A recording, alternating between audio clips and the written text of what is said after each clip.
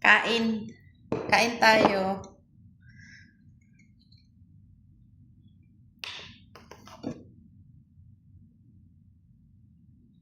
Paborito ko tong ketchup.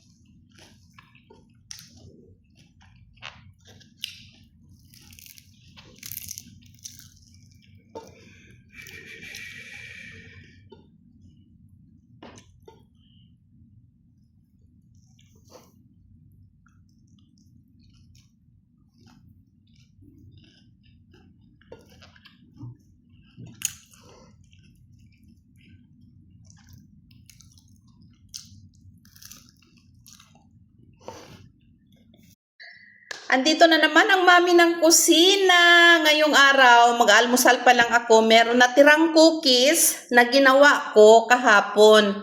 So, nakain na ng mga bata. Buti meron natirang dalawa. Ito yung ginawa namin kahapon kasi wala nga kaming magawa dito sa bahay dahil walang school ngayon. So, almusal tayo. Guys, ito ang tingnan mo, nahati na. Masarap siya.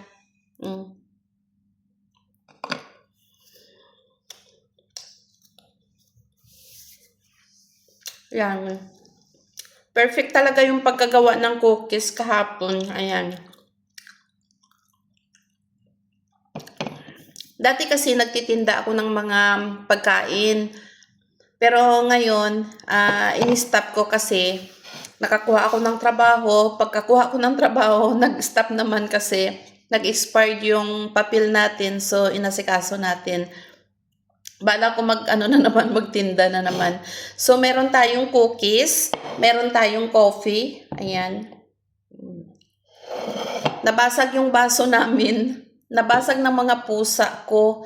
Ang dami ko kasing pusa. Ayan. Ayan sila. Tulog.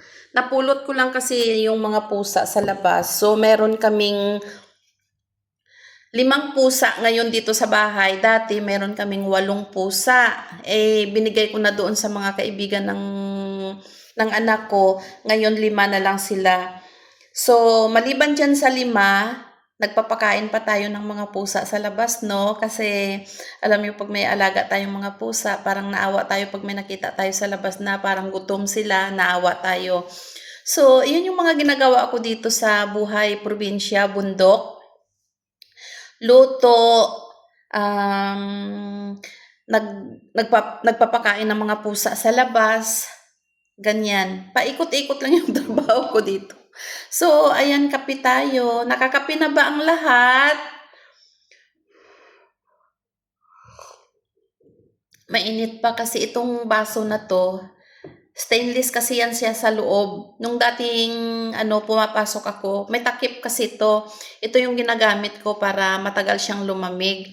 Dahil naubos na yung baso namin sa kakahulog nitong mga alaga kong pusa.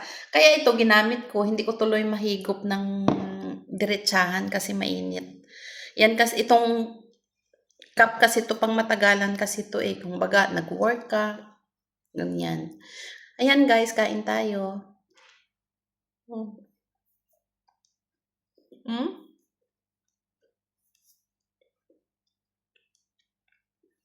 Sarap.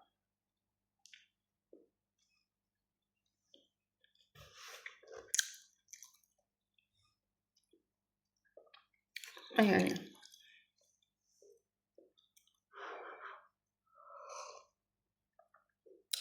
Nagmahal na talaga mga bilihin ngayon, no? Dahil dito sa mga yung mga war ang Iran at saka ang mga Middle East. Grabe ang pagkamahal ng mga bilihin. Kung yung dati ang mga bilihin dito makakabili ka ng gulay, tagpipiso. Ngayon, bili mo 2 na. Mga frozen ngayon kasi walang pumapasok na mga deliver. Wala, sobrang mahal na talaga, as in sobrang mahal. Hindi mo na alam kung paano mong budgetin. Hindi mo na alam kung paano mo budgetin. Siya nga pala yung aking pusa, tingnan niyo. Oh. Tulog na tulog ang aking alaga. Yan yung babae kong pusa. Ito naman yung lalaki.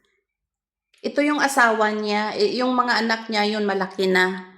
Hinigaan na nila yung mga bag ng anak ko. Ito siya, yung tuxedo na to, yun anak ng kulay orange. Ito siya, oh. Bali, 5 yan sila lahat. Ayan, 5 yan sila lahat. Pero, napakabait. Ang ginagawa namin, kasi syempre, ang tinitirhan namin dito flat. Kasi mabalahibo yan sila. Ginagawa namin, pinapagupitan namin, kagaya neto, oh. Kagaya neto. Kung nakita nyo, tumubo na kasi yung balahibo niya dito. Ano to sila? Pino yan dati. Ito talaga yung balahibo niya. Oh, yan. Aray, bebe. Yan. So, ito yung balahibo nila dati. Tapos, pinasimi-kalbo namin siya. Ngayon, medyo mahaba na naman. Pero, pag humaba na naman yan, pagugupitan na naman namin. Lahat yan sila, pinapagupitan talaga namin yan. Hindi sabay-sabay kasi, pag sabay-sabay, ang gastos napakamahal. Kaya 2, 1, basta mabawasan lang yung mga balahibo nila. So ayan guys, almusal muna tayo. Diyan sa inyo, nag-almusal na ba ang lahat? Maraming salamat nga pala sa inyong panonood sa aking mga video na ina-upload. Maraming salamat sa mga sumusubaybay.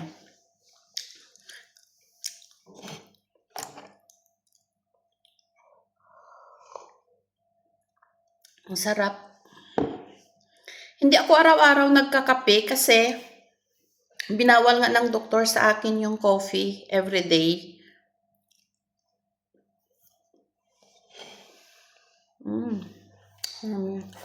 So, mag-aalmusal muna ako. Tapusin ko muna to. Kasi may natira pang isa. Tapos, magluluto na ako. So, yun guys. Maraming salamat sa inyong panonood. Hanggang dito na lang ang aking video. Maraming salamat. Baka naman pwede nyong i-like at saka subscribe. Maraming salamat. Bye-bye.